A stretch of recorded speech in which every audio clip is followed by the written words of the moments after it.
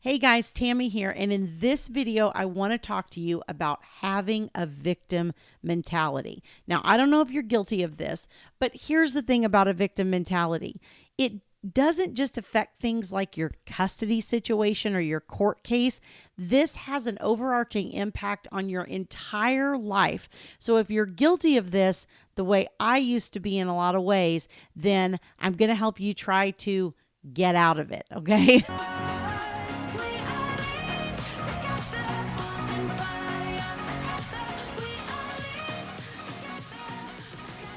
If you like these videos, don't forget to hit like and also subscribe to my channel so you get notified when new videos are released. Okay, so let's figure out if you're guilty of having a victim mentality.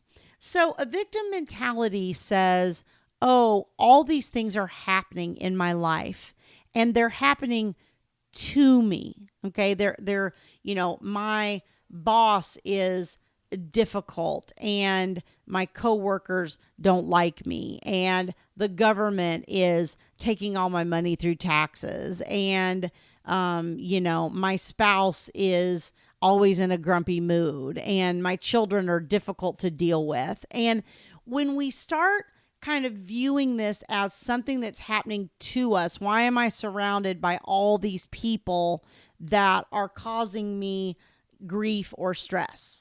Okay. And what happens is you're viewing that as something that's happening to you. And what's the problem when something's happening to you? The problem is you can't control it. We can't control other people. We can't control outside circumstances. All we can control is our own self and the way we're viewing things and the way we choose to walk through the world. So the problem with the victim mentality isn't just that aspect of it. It's the fact that if I feel like I have no control and all these things are just happening to me, then guess what I'm going to become? Anxious, depressed, hopeless. I'm going to start to have all these negative emotions around it because I can't do anything to change it.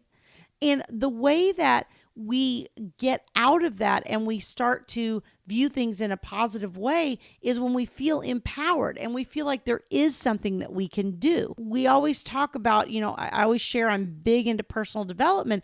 And one of the big things they talk about, no matter who you listen to in personal development, is focus on what you can control.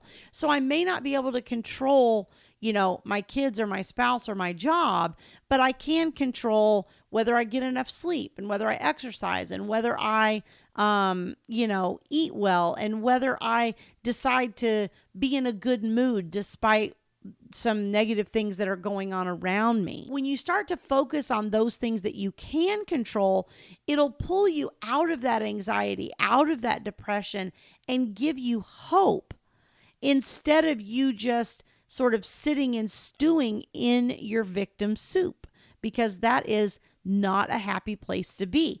But there's a weird piece of it that almost feels good, right? It like feels so bad. It feels good for us to feel sorry for ourselves.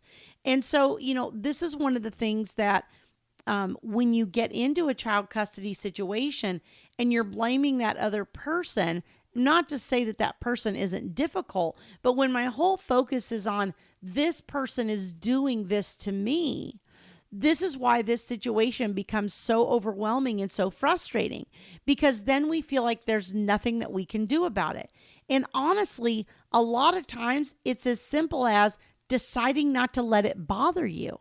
I have so many people that I talk to that get upset by the other person's behavior, or they get upset by the message they receive from the other person, or they get upset by something the child relayed that the other parent said. And by getting upset about it, you're giving your attention and your focus to it. You have to develop a mindset that says, I'm not going to worry about this other person.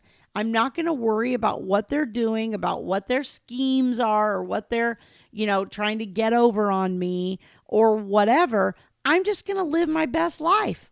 I'm just going to be me and be happy and do what I need to do. And the rest of it, I'm just going to let roll off my back. because that's when you really start to get to a point of empowerment. I'll tell you the next thing that I see people struggle with where they have a victim mentality and don't always realize it. And that is when we start comparing our struggles or comparing our grief to someone else's. So if I'm saying, oh, yeah, I know you're dealing with this really difficult co-parent, but you have no idea. Mine's so much worse. It's so much harder. What are we doing in effect? In effect, we're saying, I'm a bigger victim than you are. I'm suffering more things that I can't control than you are. And so that is one of those areas that we may not even always recognize that we're having a victim mentality around, but in fact we are. If you're struggling with things like anxiety, depression, hopelessness, then one of the things that I would invite you to do is sit down and look at the ways that you're framing the problems or the struggles in your life as something that's happening to you and feeling like a victim. And then take those things and say, how can I flip this? How can I make this something that is empowering me or making me feel positive or making me feel like it's possible to change? If you get some kind of message from your ex and you have stress about it, and then you sit and you play it over in your mind and you ruminate about it and you analyze it and you do all these things, then maybe that's one of the places you can start. And you say, okay, from now on, here's what I'm going to do. I'm going to only read my messages at a specific time of day.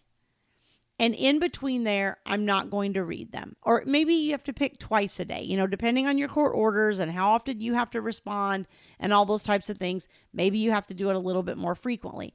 But have specific times where you're going to deal with it. And then the rest of the time, determine that you're not going to focus on it.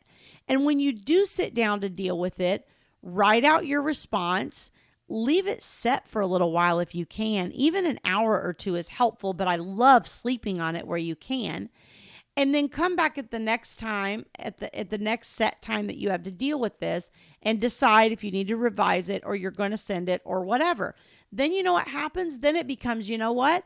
I had this difficult thing, but I dealt with it. I didn't let it totally consume me. I didn't give that person all of my power, and I handled it in a way that makes me feel good about myself, makes me feel good because I didn't let that person intrude on my own happiness and on my own well-being.